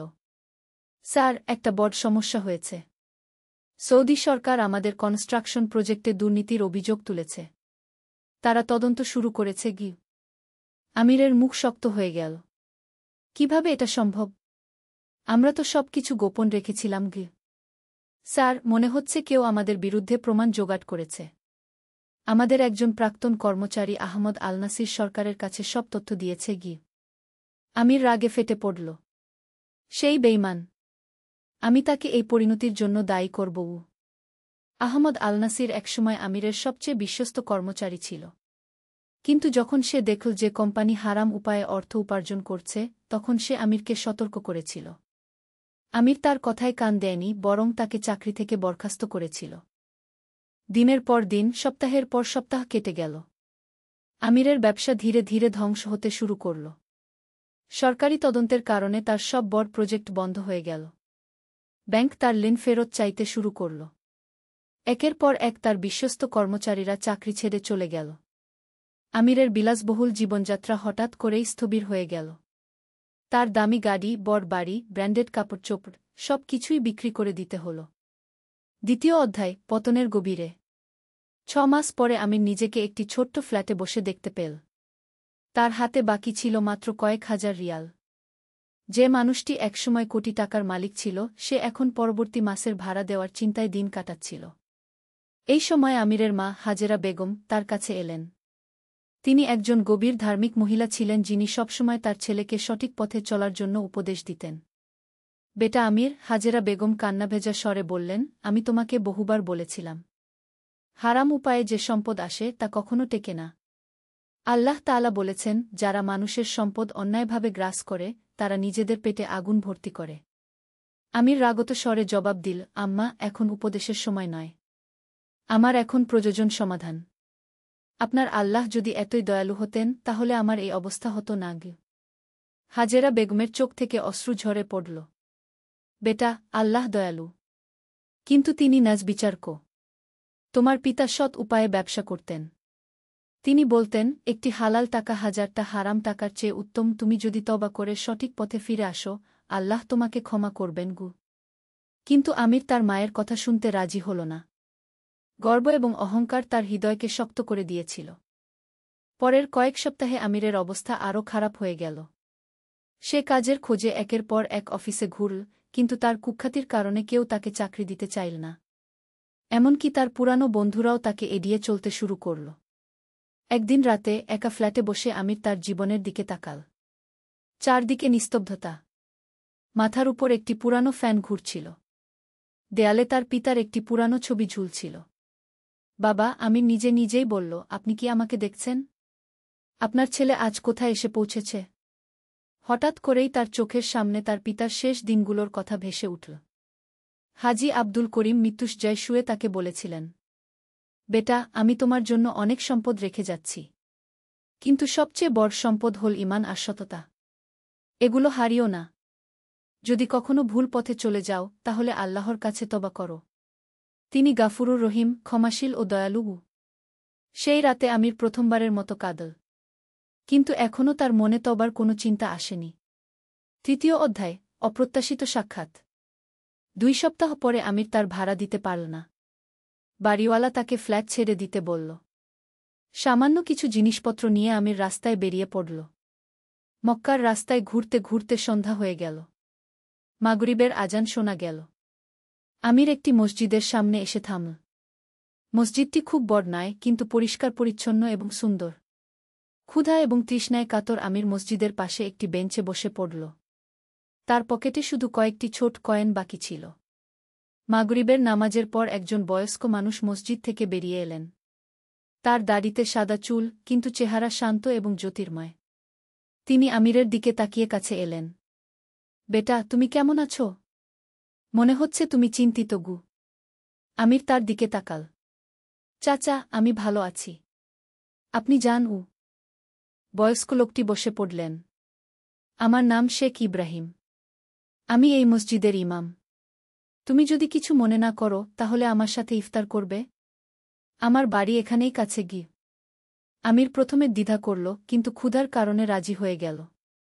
শেখ ইব্রাহিমের বাড়ি ছোট কিন্তু পরিষ্কার। তার স্ত্রী উম্মে সালমা খুব সাধারণ খাবার দিয়ে আমিরকে আপ্যায়ন করলেন। খাবার সাধারণ হলেও তাতে ছিল ভালোবাসা এবং আন্তরিকতা। খাওয়ার পর শেখ ইব্রাহিম আমিরের দিকে তাকিয়ে বললেন, বেটা, আমি তোমার চোখে দুঃখ দেখতে পাচ্ছি। তুমি যদি চাও তাহলে আমাকে তোমার সমস্যার কথা বলো। হয়তো আমি সাহায্য করতে পারি। আমির প্রথমে চুপ থাকল, কিন্তু এই বয়স্ক মানুষটির আন্তরিকতা তাকে মুগ্ধ করল। ধীরে ধীরে সে তার পুরো গল্প বলল, তার ব্যবসা, দুর্নীতি, পতন, সবকিছু। শেখ ইব্রাহিম মনোযোগ দিয়ে সব শুনলেন। তারপর বললেন, বেটা আমির, তুমি জানো না যে তোমার জীবনে এই সমস্যা আসলে একটি বরকত? আমির অবাক হয়ে তাকাল। বরকত? আমার সর্বনাশ হয়ে গেছে আর আপনি বলছেন বরকত? শেখ ইব্রাহিম হাসলেন। হ্যাঁ বেটা, আল্লাহ তাআলা যখন তার কোনো বান্দাকে ভালোবাসেন তখন তিনি তাকে পরীক্ষার মাধ্যমে সঠিক পথে ফিরিয়ে আনেন। তোমার এই কষ্ট হয়তো তোমাকে সত্যের কাছে নিয়ে যাবে। কিন্তু আমি তো সব হারিয়েছি, আমির বলল। তুমি শুধু দুনিয়াবি জিনিস হারিয়েছ, কিন্তু তোমার জান, তোমার সুস্বাস্থ্য, তোমার মা, এসব তো আছে। আর সবচেয়ে বড় কথা, আল্লাহর দরজা এখনও খোলা আছে। সেই রাতে আমি শেখ ইব্রাহিমের বাড়িতেই থেকে গেল। এটি ছিল অনেক দিনের মধ্যে তার প্রথম শান্তিপূর্ণ রাত। চতুর্থ অধ্যায়, তওবার পথ। পরের দিন ফজরের আজানের সাথে আমিরের ঘুম ভাঙল। সে দেখল শেখ ইব্রাহিম তার পাশেই নামাজের জায়গা তৈরি করে করছেন। বেটা, তুমি কি নামাজ পড়বে? শেখ ইব্রাহিম জিজ্ঞেস করলেন। আমির সামান্য দ্বিধা করে বলল, চাচা, আমি অনেক দিন নামাজ পড়িনি। মনে হয় আমি ভুলে গেছি। কোনো সমস্যা নেই, আমি তোমাকে সাহায্য করব। সেদিন সকালে আমির প্রায় 10 বছর পর নামাজ পড়ল। সিজদায় গিয়ে তার চোখ দিয়ে অশ্রু ঝরতে লাগল। কেন ঝরছে সে নিজেও জানত না। নামাজের পর শেখ ইব্রাহিম তার হাত ধরে বসিয়ে বললেন, বেটা, আমি তোমাকে একটি কাহিনী বলি। অনেকদিন আগে এক যুবক ছিল। সে ছিল খুবই বুদ্ধিমান এবং শিক্ষিত। কিন্তু গর্ব এবং অহংকার তাকে আল্লাহর রাস্তা থেকে দূরে সরিয়ে দিয়েছিল। সে মনে করত যে সে নিজের জ্ঞান এবং বুদ্ধি দিয়েই সবকিছু করতে পারবে। একদিন তার সাথে খুব কঠিন একটি দুর্ঘটনা ঘটল। সে তার সব সম্পদ, বন্ধুবান্ধব, এমনকি স্বাস্থ্য হারিয়ে ফেল। বিছানায় শুয়ে শুয়ে সে তার জীবনের দিকে তাকাল। এই কঠিন সময় একজন বুজুর্গ তার কাছে এসে বললেন, বেটা, তুমি আল্লাহর কাছে ফিরে যাও। তিনি তোমার অপেক্ষায় আছেন। প্রথমে যুবকটি রাজি হয়নি, কিন্তু ধীরে ধীরে যখন সে তওবা করল, কুরআন পড়তে শুরু করল, নামাজ কালাম করতে শুরু করল, তখন তার জীবন বদলে যেতে শুরু করল। আল্লাহ তাকে আগের চেয়েও ভালো কিছু দিলেন।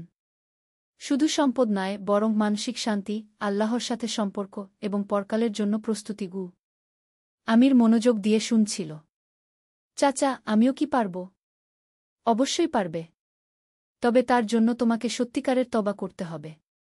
শুধু মুখে নয়, হৃদয় থেকে। আর তোমাকে অতীতের ভুলের জন্য ক্ষমা চাইতে হবে। সেই দিনেই আমি সিদ্ধান্ত নিল। সে প্রথমে আহমদ আল নাসিরের সাথে দেখা করতে চাইল। পঞ্চম অধ্যায়, ক্ষমা প্রার্থনা। আহমদ আল নাসিরকে খুঁজে পেতে আমিরের কয়েকদিন লেগেছিল। অবশেষে সে জানতে পারল যে আহমদ একটি ছোট্ট দাতব্য সংস্থায় কাজ করে। আমির যখন আহমদের অফিসে পৌঁছল তখন আহমদ অবাক হয়ে গেল। সে আমিরকে এই অবস্থায় দেখে আশ্চর্য হল। আমির ভাই, আপনি এখানে? আমির লজ্জায় মাথা নিচু করে বলল, আহমদ ভাই, আমি আপনার কাছে ক্ষমা চাইতে এসেছি। আহমদ তাকে বসতে বলল। ক্ষমা চাইছেন কেন? আমি আপনার সাথে অন্যায় করেছি। আপনি আমাকে সঠিক পরামর্শ দিয়েছিলেন, কিন্তু আমি শুনিনি। উল্টো আপনাকে চাকরি থেকে বরখাস্ত করেছি। আমি আপনার পরিবারের ক্ষতি করেছি। আহমদের চোখ ভিজে গেল। আমির ভাই, আল্লাহর কসম, আমি আপনার বিরুদ্ধে সাক্ষ্য দিয়েছি কোনো প্রতিশোধের জন্য নয়। আমি চেয়েছিলাম যে অন্য নিরপরাধ মানুষরা যেন ক্ষতিগ্রস্ত না হয়। আমি জানি, এবং সে জন্য আমি আপনার কাছে কৃতজ্ঞ। আপনি আমাকে সত্যের মুখোমুখি করেছেন। আহমদ আমিরের হাত ধরে বলল, আমির ভাই, আমি আপনাকে অনেক আগেই ক্ষমা করে দিয়েছি। আল্লাহর কাছে দোয়া করি যেন আপনি হেদায়েত পান। সেই দিন আমির আরও কয়েকজনের কাছে গিয়েছিল যাদের সে অতীতে ক্ষতি করেছিল। প্রত্যেকের কাছেই সে ক্ষমা চেয়েছিল। সন্ধ্যায় আমির মসজিদে ফিরে এল। শেখ ইব্রাহিমকে সে সব বলল। আলহামদুলিল্লাহ, শেখ ইব্রাহিম বললেন, এটি তোমার প্রকৃত তবার শুরু। এখন তোমাকে আল্লাহর কাছে সত্যিকারের তবা করতে হবে। সেই রাতে ঈশার নামাজের পর আমির অনেকক্ষণ ধরে দোয়া করল। সে কাদল, আল্লাহর কাছে ক্ষমা চাইল এবং নতুন জীবনের জন্য হেদায়েত কামনা করল। ষষ্ঠ অধ্যায়, নতুন জীবনের শুরু। পরের কয়েক সপ্তাহে আমিরের জীবন ধীরে ধীরে বদলাতে শুরু করল। সে প্রতিদিন 5 ওয়াক্ত নামাজ পড়ত, কুরআন শরীফ তেলাওয়াত করত এবং শেখ ইব্রাহিমের কাছ থেকে ইসলামিক জ্ঞান অর্জন করত। শেখ ইব্রাহিম আমিরকে মসজিদের ছোট্ট একটি কাজ দিলেন। সে মসজিদ পরিষ্কার করত, জুতা গুছিয়ে রাখত এবং ছোটখাটো কাজকর্ম করত। এই কাজের জন্য সে মাসে সামান্য কিছু টাকা পেত, যা দিয়ে তার চলে যেত। একদিন আমি শেখ ইব্রাহিমকে জিজ্ঞেস করল, চাচা, আমি কি আবার ব্যবসা করতে পারব? শেখ ইব্রাহিম বললেন, অবশ্যই পারবে। ইসলাম ব্যবসা করতে নিষেধ করে না, বরং সৎ ব্যবসাকে উৎসাহিত করে। তবে এবার তুমি হালাল উপায়ে ব্যবসা করবে। কিন্তু আমার কাছে তো পুঁজি নেই। আল্লাহর রাস্তায় যে চলে তিনি তার রিজিকের ব্যবস্থা করেন। তুমি ছোট করে শুরু করোক। আমির ভাবতে লাগল কি করতে পারে। একদিন সে মনে করল যে সে ছোট করে হলেও একটি ব্যবসা শুরু করতে পারে। তার কাছে যে সামান্য কিছু টাকা জমেছিল সে দিয়ে সে সিদ্ধান্ত নিল একটি ছোট্ট চানাস্তার দোকান খুলবে। আমির মসজিদের কাছেই একটি ছোট্ট জায়গা ভাড়া নিল। সেখানে সে একটি সাধারণ চানাস্তার দোকান খুল। দোকানের নাম রাখল বরকত চা ঘর। প্রথম দিকে খুব কম কাস্টমার আসত, কিন্তু আমির হাল ছাড়ল না। সে সৎভাবে ব্যবসা করত, ভালো চা বানাত, দাম কম রাখত এবং কখনো কারো সাথে প্রতারণা করত না। ধীরে ধীরে মানুষজন তার দোকানের কথা জানতে পারল। তার সততা এবং ভালো ব্যবহারের কারণে কাস্টমার বাড়তে শুরু করল। সপ্তম অধ্যায়, বরকতময় রিজিক। 3 মাস পরে আমিরের ব্যবসা অনেকটাই ভালো চলছিল। সে প্রতিদিন 5 ওয়াক্ত নামাজের জন্য দোকান বন্ধ করত। অনেকে তাকে বলত যে এতে তার লস হবে, কিন্তু আমির দেখল যে বরং তার ব্যবসায় বরকত হচ্ছে। একদিন একজন বয়স্ক ব্যবসায়ী তার দোকানে এলেন। তিনি আমিরের সততা এবং নামাজের প্রতি দায়বদ্ধতা দেখে মুগ্ধ হলেন। বেটা, তুমি খুব সৎ। আমার একটি প্রস্তাব আছে। আমি একটি বড় হোটেলের মালিক। তুমি যদি চাও, আমি তোমাকে আমার হোটেলে খাবারের সাপ্লাই করার কাজ দিতে পারি। আমির খুশি হয়ে গেল। কিন্তু সে সতর্কতার সাথে জিজ্ঞেস করল, চাচা, এতে কি সব কিছু হালাল হবে? বয়স্ক ব্যবসায়ী হাসলেন। অবশ্যই বেটা। আমিও একজন মুসলিম। আমি হারাম কাজ করি না। এই নতুন কাজের মাধ্যমে আমিরের আয় অনেক বেড়ে গেল। কিন্তু সাফল্যের সাথে সাথে সে আরও বিমলি হতে থাকল। সে তার আয়ের একটি অংশ সদকা করত, দরিদ্রদের সাহায্য করত, মসজিদে দান করত। একদিন শেখ ইব্রাহিম তাকে বললেন, মাশাআল্লাহ আমির, তুমি দেখতে পাচ্ছ কিভাবে আল্লাহ হালাল রিজিকে বরকত দিচ্ছেন? আমির কৃতজ্ঞতার সাথে বলল, জি চাচা। আমি এখন বুঝতে পারছি যে আগে আমার যে অনেক টাকা ছিল তাতে কোনো শান্তি ছিল না। এখন কম টাকা থাকলেও আমার মন ভরা গিয়ে। অষ্টম অধ্যায়, পরীক্ষার সময়। আমিরের ব্যবসা যখন ভালো চলছিল তখন একটি বড় পরীক্ষা এল। একদিন তার পুরানো একজন সহযোগী করিম আল শাইখ তার কাছে এল। করিম এক সময় আমিরের সাথে দুর্নীতিমূলক ব্যবসা করত। আমির ভাই, করিম বলল, আমার কাছে একটি বিশাল সুযোগ আছে। আমরা সরকারি একটি প্রজেক্টে টেন্ডার পেতে পারি। তবে এর জন্য আমাদের কিছু অফিসারদের ঘুষ দিতে হবে। আমি জানি তুমি এখন ধার্মিক হয়ে গেছ, কিন্তু এটা একটা ছোট্ট ব্যাপার। এই একবার করলেই আমরা কোটি টাকা কামাতে পারব। আমির একটুক্ষণ চুপ রইল। তারপর দৃঢ়ভাবে বলল, করিম ভাই, আমি এই ধরনের কাজ আর করব না। আল্লাহর কাছে তওবা করেছি। করিম রেগে গেল। তুমি পাগল হয়ে গেছ? এই সুযোগ হাতছাড়া করো না আগে। না ভাই, আমি হালাল রিজিকেই খুশি আছি গু। করিম চলে গেল। কয়েক মাস পরে আমি শুনল যে করিম আবার দুর্নীতির জন্য ধরা পড়েছে এবং জেলে গেছে। আমির আল্লাহর শুকরিয়া আদায় করল যে তিনি তাকে সঠিক সিদ্ধান্ত নিতে সাহায্য করেছেন। নবম অধ্যায়, মায়ের দোয়া। এই সময় আমির তার মা হাজেরা বেগমের সাথে দেখা করতে গেল। মা তার ছেলের পরিবর্তন দেখে খুশি হলেন। মা, আমির বলল, আমি আপনার কাছে ক্ষমা চাই। আমি আপনার অনেক কষ্ট দিয়েছি। হাজেরা বেগম কাঁদতে কাঁদতে বললেন, বেটা, আমি তো রোজ তোমার জন্য দোয়া করেছি। আল্লাহ আমার দোয়া কবুল করেছেন গু। মা, আপনি আমার সাথে থাকবেন? আমি আপনার সেবা করতে চাই। হাজেরা বেগম খুশি হয়ে রাজি হলেন। আমির একটি ছোট্ট কিন্তু পরিষ্কার বাড়ি ভাড়া নিল এবং তার মায়ের সাথে থাকতে শুরু করল। মা এবং ছেলে একসাথে নামাজ পড়তেন, কুরআন তেলাওয়াত করতেন। আমির দেখতে পেল যে তার মায়ের দোয়ায় তার জীবনে কতই না বরকত। দশম অধ্যায়, সামাজিক দায়বদ্ধতা। আমিরের ব্যবসা ক্রমাগত বৃদ্ধি পাচ্ছিল। কিন্তু এবার সে তার সাফল্যের মাধ্যমে সমাজের কল্যাণে কাজ করতে চাইল। সে আল মাহমুদ সেবা ট্রাস্ট নামে একটি দাতব্য সংস্থা প্রতিষ্ঠা করল।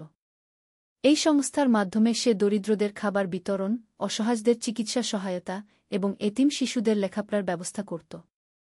একদিন আমির একটি এতিমখানা পরিদর্শন করতে গেল। সেখানে সে দেখল অনেক ছোট্ট শিশুরা খুব কষ্টে দিন কাটাচ্ছে।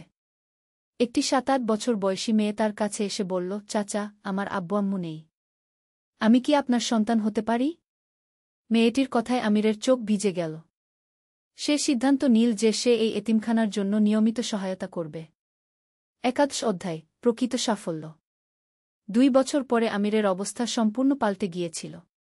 তার ব্যবসা এখন মধ্যম আকারের একটি প্রতিষ্ঠান। কিন্তু এবার সব কিছুই ছিল হালাল এবং সৎ উপায়ে অর্জিত। শেখ ইব্রাহিম একদিন তাকে বললেন, আমির বেটা, তুমি এখন প্রকৃত অর্থে একজন সফল ব্যবসায়ী গো। চাচা, আমার আগের তুলনায় তো অনেক কম সম্পদ গ। বেটা, প্রকৃত সফলতা শুধু টাকার পরিমাণে মাপা যায় না। তুমি এখন মানসিক শান্তিতে আছো, আল্লাহর সাথে তোমার সম্পর্ক ভালো, তুমি সমাজের কল্যাণে কাজ করছো, তোমার মায়ের সেবা করছো। এটাই তো প্রকৃত সাফল্য। আমির বুঝতে পারল যে শেখ ইব্রাহিম ঠিকই বলেছেন। আগে তার কোটি টাকা থাকলেও সে সুখী ছিল না। এখন কম টাকা থাকলেও সে সত্যিই খুশি। দ্বাদশ অধ্যায়, নতুন চ্যালেঞ্জ। একদিন আমিরের কাছে একটি বড় চ্যালেঞ্জ এল। তার প্রাক্তন ব্যবসার সাথী জাকারিয়া আল কাদের তার কাছে এল। আমির, আমি জানি তুমি এখন খুব ভালো করছো। আমারও তোমার মতো পরিবর্তন প্রয়োজন। তুমি কি আমাকে সাহায্য করবে? আমির জাকারিয়ার দিকে তাকাল। জাকারিয়া একসময় তার সাথে অনেক দুর্নীতি করেছিল। কিন্তু আমির মনে করল যে প্রত্যেকেই পরিবর্তনের সুযোগ পাওয়ার যোগ্য। জাকারিয়া ভাই, তুমি সত্যিই পরিবর্তন চাও? হ্যাঁ আমির। আমি দেখেছি তুমি কিভাবে তোমার জীবন বদলেছ। আমিও চাই। আমির জাকারিয়াকে শেখ ইব্রাহিমের কাছে নিয়ে গেল। ধীরে ধীরে জাকারিয়াও তওবা করল এবং নতুন জীবন শুরু করল। এভাবে আমিরের মাধ্যমে আরও অনেকে হেদায়েত পেতে শুরু করল। ত্রয়োদশ অধ্যায়, বিবাহ এবং নতুন জীবন। 3 বছর পরে শেখ ইব্রাহিম আমিরকে বিয়ের প্রস্তাব দিলেন। বেটা, তোমার এখন বিয়ে করা উচিত। আমার এক আত্মীয় আছেন, তার মেয়ে ফাতিমা খুবই ভালো এবং ধার্মিক। তুমি যদি চাও, আমি কথা বলতে পারি। আমির ভেবে দেখে রাজি হয়ে গেল। ফাতিমা একজন শিক্ষিত এবং ধার্মিক মেয়ে ছিল। সে আমিরের অতীত জেনেও তাকে বিয়ে করতে রাজি হয়েছিল। আমিরের বিয়ে হল খুবই সাধারণভাবে, কিন্তু সেখানে ছিল আন্তরিকতা এবং বরকত। বিয়ের পর আমির এবং ফাতিমা একসাথে ইসলামিক নীতি অনুযায়ী জীবনযাপন করতে শুরু করল। ফাতিমা আমিরের ব্যবসায়ও সাহায্য করত এবং দাতব্য কাজে অংশগ্রহণ করত। চতুর্দশ অধ্যায়, পরবর্তী প্রজন্ম। 2 বছর পরে আল্লাহ আমির এবং ফাতিমাকে একটি পুত্র সন্তান দান করলেন। তারা তার নাম রাখল আবদুল্লাহ। আমির তার ছেলেকে ছোটবেলা থেকেই ইসলামিক মূল্যবোধ শেখাতে শুরু করল। সে চাইত যেন তার ছেলে তার মতো ভুল না করে। একদিন ছোট্ট আবদুল্লাহ তার বাবাকে জিজ্ঞেস করল, আব্বু, আপনি কেন রোজ এত সদকা করেন? আমির তার ছেলেকে কোলে নিয়ে বলল, বেটা, আল্লাহ আমাদের যা কিছু দিয়েছেন সবই তার আমানত। আমাদের উচিত গরিবদের সাথে ভাগ করে নেওয়া গে। আমি বড় হলে আমিও এরকম করব, আব্দুল্লাহ বলল। আমিরের চোখে খুশির পানি এসে গেল। পঞ্চদশ অধ্যায়, আহমদ আল নাসিরের সাথে পুনর্মিলন। 5 বছর পরে আমির একদিন বাজারে যেতে গিয়ে আহমদ আল নাসিরের সাথে দেখা হল। আহমদ ভাই, আমির খুশি হয়ে বলল। আহমদও খুশি হয়ে তাকে জড়িয়ে ধরল। আমির ভাই, আপনাকে দেখতে তো একদম অন্যরকম লাগছে। মাশাআল্লাহ গু। আহমদ ভাই, আপনার কারণেই আমি সঠিক পথে ফিরেছি। আপনি না থামালে আমি হয়তো আরও গভীর অন্ধকারে চলে যেতাম গু। আল্লাহর ইচ্ছায় সব হয়েছে। আমি খুশি যে আপনি এখন ভালো আছেন গু। আমির আহমদকে তার বর্তমান ব্যবসা এবং দাতব্য কাজের কথা বলল।